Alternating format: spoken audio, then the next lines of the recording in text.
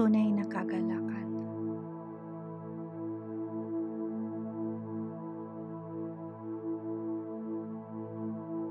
Mapalad ang taong hindi naaakit niyong masasama upang sundan niya ang kanilang payo't maling halimbawa.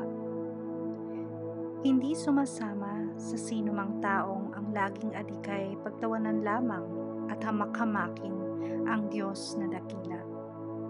Nagagalak siyang laging magsaliksik ng banal na aral.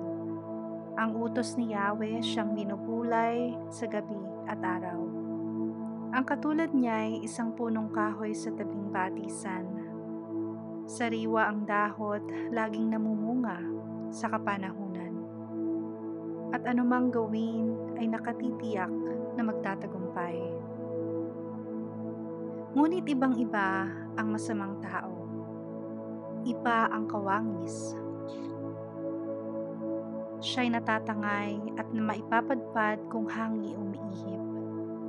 Ang masamang tao ay parurusahan, hindi magmimintis. Iwawalay siya sa pagkakatipon ng mga matutuwid.